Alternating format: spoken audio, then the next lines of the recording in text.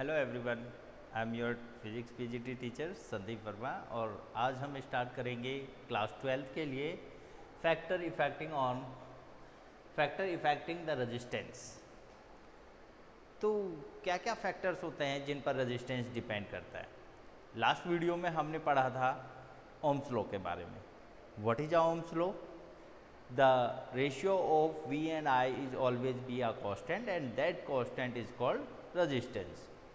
और ये जो लॉ है ये तभी एप्लीकेबल है when there is no change of physical condition of the conductor। Is that means कि कंडक्टर के ना तो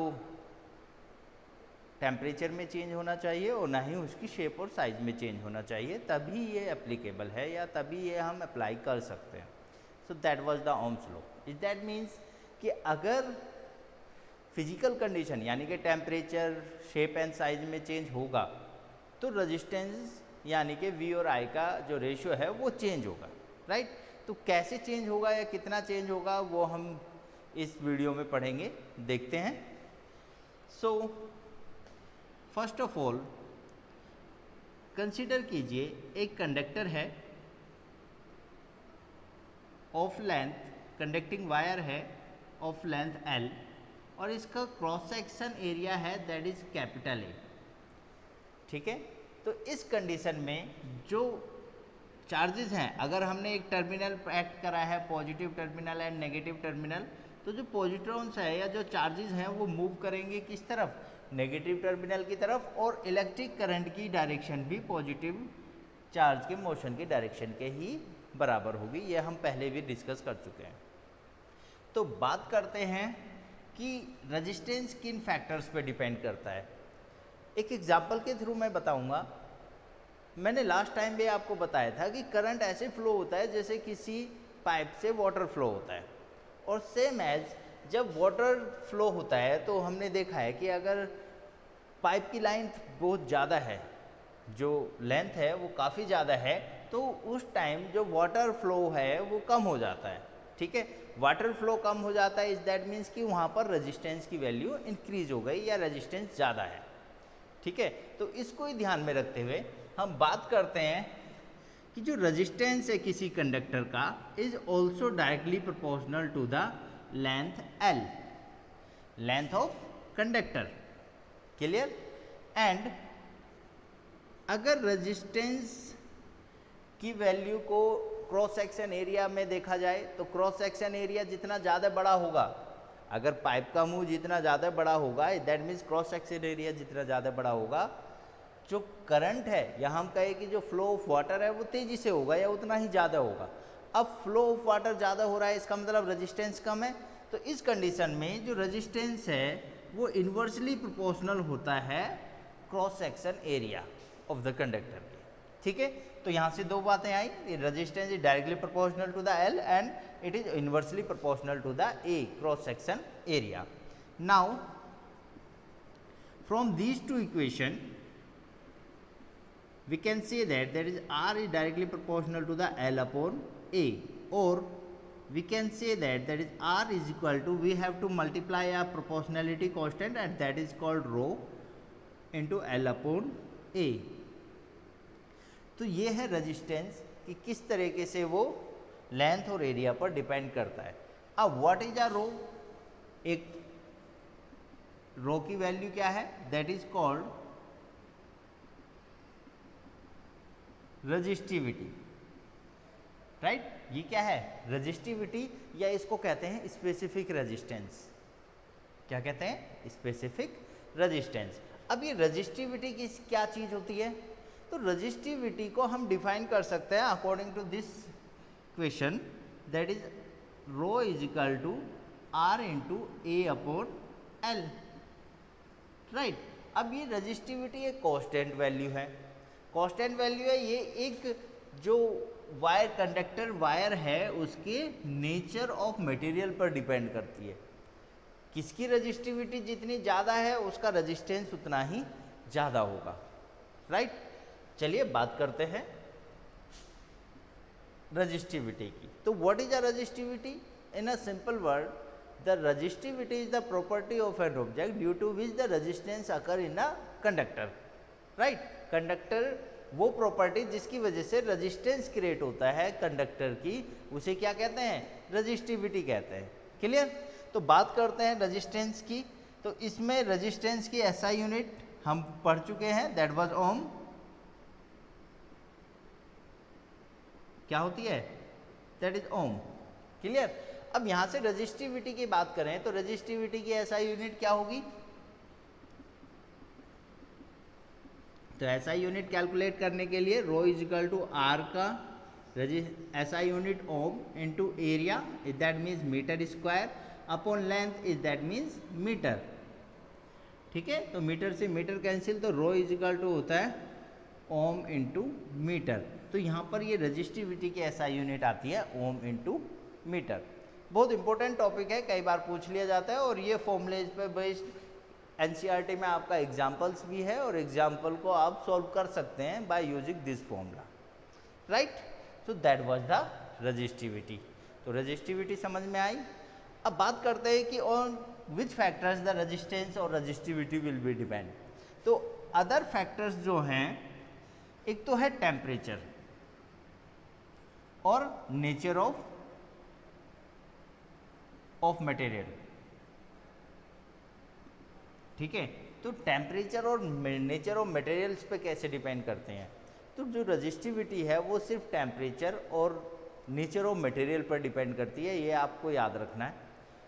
resistivity does not depend on the cross section area and the length of the object या of the conductor. Clear? अब ये बात करते हैं क्यों। Actually resistivity is the property, ठीक है, intrinsic property of a conductor of conducting matter. So it does not depend on its shape and size. उसकी शेप और साइज पर डिपेंड नहीं करते, तो उसका चाहे क्रॉस सेक्शन एरिया हो या लेंथ कुछ भी हो, उस पर डिपेंड नहीं करती, ये याद रखना। हालांकि रेजिस्टेंस डिपेंड करता है on its length and cross section area, इसीलिए इसको नाम दिया गया स्पेसिफिक रेजिस्टेंस। क्या कहते हैं इसको? स्पेसिफिक रेजिस्टेंस भी कहते हैं इसको। ठीक है, तो ये है स्पेसिफिक रेजिस्टेंस या resistivity. It is a scalar quantity. तो अब बात करते हैं हम नेक्स्ट कि किन किन फैक्टर्स पे डिपेंड करती है रजिस्टिविटी किसी कंडक्टर की। तो रजिस्टिविटी डिपेंड करती है टेम्परेचर पर और नेचर ऑफ मटेरियल पर। It does not depend on the area and length. Clear? For next topic, the current density. What is a current density? Density we know that कि हम density को कैसे define करते हैं, mass density, volume density, ये सब हमने पढ़ चुके हैं पहले भी। तो ऐसे ही करंट डेंसिटी आती है कि current flowing per unit cross section area is called current density. So let's define it.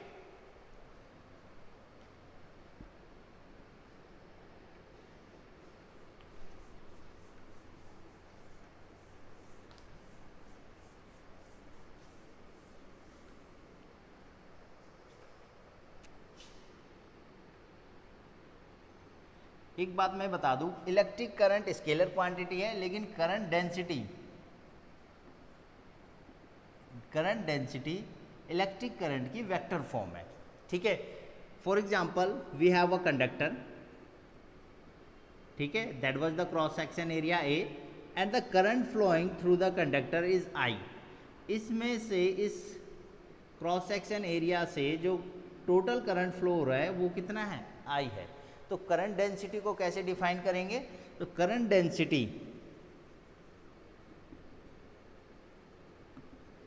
Is defined as the ratio of current flowing to the cross section area of the conductor, और we can say that the current density is the value of amount of current flowing per unit cross section area. मतलब एक unit cross section area से कितना current flow हो रहा है, वो इस कंडक्टर की करंट डेंसिटी कहलाती है। इसको J से डिनोट किया जाता है, और J इक्वल टू होता है I अपॉन A। इसकी यूनिट क्या होगी? SI unit current is that means ampere, और upon area is that means metre square. तो एम्पियर पर मीटर स्क्वायर इसकी SI यूनिट है और it is a vector quantity. मैं बता रहा हूं आपको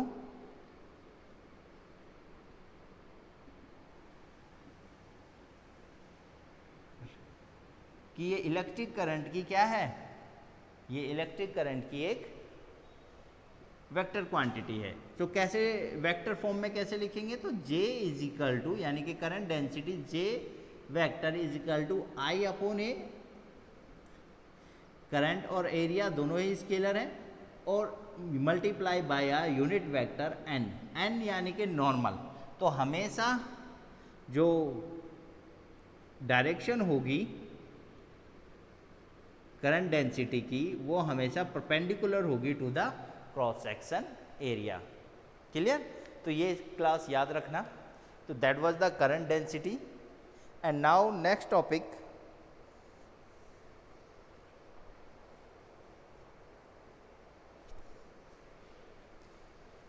इसमें एक चीज और है कि current density flowing per unit cross section area अगर कंडीशनली है, हमें सिर्फ करंट का कौन सा कंपोनेंट लेना है, वो कंपोनेंट लेना है कि जो एरिया के परपेंडिकुलर हो, like that in that one direction, n की डायरेक्शन में। अगर ये क्रॉस सेक्शन एरिया ए है, एरिया वेक्टर की डायरेक्शन ये है, ठीक है, एरिया वेक्टर की डायरेक्शन हमेशा एरिया के परपेंडिकुलर होती है। बट अगर in that condition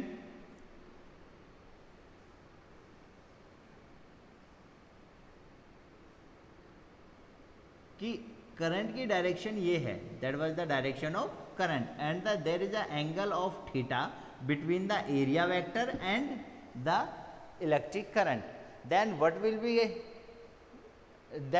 be the current density, what will be the value of current density? So in that condition we will take the component of I in its area vector, in its the direction of area vector, then we can calculate the current density. So यहाँ से हम एक और formula बना सकते हैं किसका, electric current का। So we know that the current density J is equal to क्या होता है, I अपॉन A, और एरिया हम लेंगे the vector of area in the end direction, या फिर हम कहें कि इलेक्ट्रिक करंट की डायरेक्शन में। In that condition A N is equal to हो जाएगा क्या, I into cos of theta. Clear? Sorry, A into cos of theta. Area का एंड परपेंडिकुलर आई की डायरेक्शन में ले रहे हैं, कॉस थीटा कब आता है, जब इन दोनों के बीच में जिसके साथ एंगल थीटा बनता है वो कॉस में आता है। That was the 11th class topic. Vector में हमने ये पढ़ा हुआ है, ठीक है, किसी एक वेक्टर का दूसरे की डायरेक्शन में component, the component of a vector in the direction of another vector. So then J is equal to I upon A into cos of theta, और we can say that I is equal to J into A cos of theta. तो इस तरह से भी हम current की value इसमें find कर सकते हैं। आपका कंपटीशन लेवल में इस टाइप के क्वेश्चंस, इस फॉर्मूले पे क्वेश्चंस काफ़ी बार पूछे जाते हैं। क्लियर?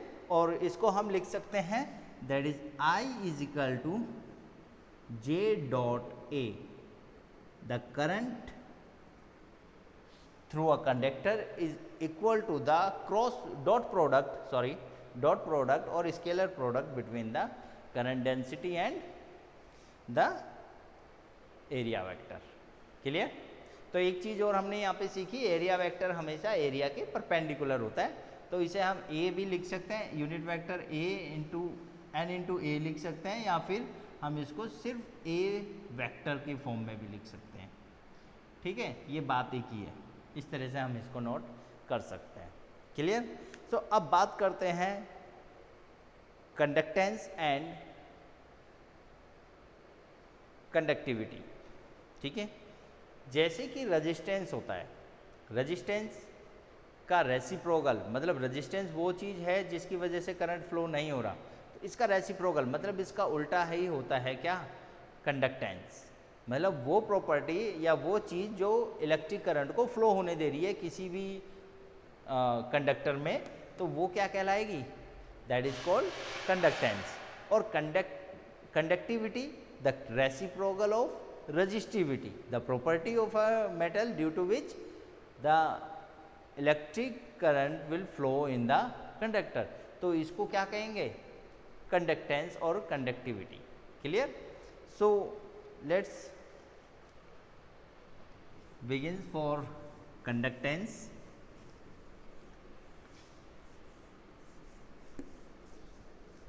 सो डिफाइन कैसे करेंगे हम कंडक्टेंस को?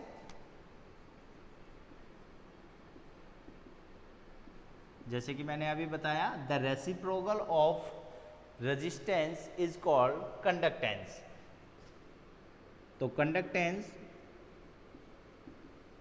कंडक्टेंस को डिनोट करते हैं कैपिटल जी से, और capital G is equal to 1/r, यानी कि रेजिस्टेंस का रेसिप्रोकल. और we can say that the SI unit of conductance क्या हो जाएगी? दैट इज 1/ओम, यानी कि ओम इनवर्स, या फिर हम इसको लिख सकते हैं ओम इनवर्स, यानी कि OHM ओम इनवर्स, और हम इसे MHO से भी डिनोट कर सकते हैं, द रेसिप्रोकल ऑफ OHM यानी कि MHO. क्लियर? या इसकी अदर यूनिट होती है the siemens, denoted by S. Clear? It is Siemens. Clear? So that was the conductance. And similarly, how can we define the conductivity?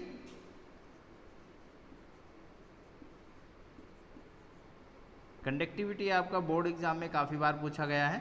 What is a conductivity? Give its SI unit. 1 marks में very short answer type में, तो काफ़ी important है. तो conductivity is denoted by sigma. Conductivity को किससे denote करते हैं? That is denoted by sigma. और सिग्मा को कैसे डिफाइन करेंगे? यानी कि कंडक्टिविटी को, it is a reciprocal of resistivity. Resistivity का रेसिप्रोकल क्या होता है?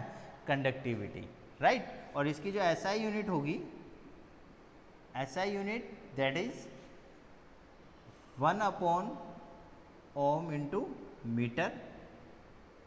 ठीक है? या फिर हम कह सकते हैं ohm inverse into metre inverse, और we can see that the siemens into metre inverse. ये इसकी SI यूनिट है. आपका MCQ टाइप में भी 1-2 बार पूछा जा सकता है ये क्वेश्चन. तो कंडक्टेंस किसे कहते हैं और कंडक्टिविटी, तो ये रेजिस्टेंस और रेजिस्टिविटी का रेसिप्रोकल होता है. Clear? After that we can find out the vector form of Ohm's law. Ohm's law की वेक्टर फॉर्म को हम इससे फाइंड कर सकते हैं. देखिए ओम्स लॉ में क्या यूज होता है? V, I and R. ठीक है? हमें I की वेक्टर फॉर्म मिल चुकी है, यानी कि करंट डेंसिटी. तो उस फॉर्म में V को हम डिफाइन कर सकते हैं इलेक्ट्रिक फील्ड की टर्म्स में. तो इस तरीके से हम क्या कर सकते हैं? हम एक ओम्स लॉ की वेक्टर फॉर्म क्रिएट कर सकते हैं, जो कि हम नेक्स्ट लेक्चर में पढ़ेंगे. Clear class? अगर इस टॉपिक में आपको सब नोट कर लेने चाहिए, और इसके बाद अगर आपको कोई प्रॉब्लम आती है या कुछ भी डिस्कस करना है तो आप मुझसे डिस्कस कर सकते हैं. Thank you.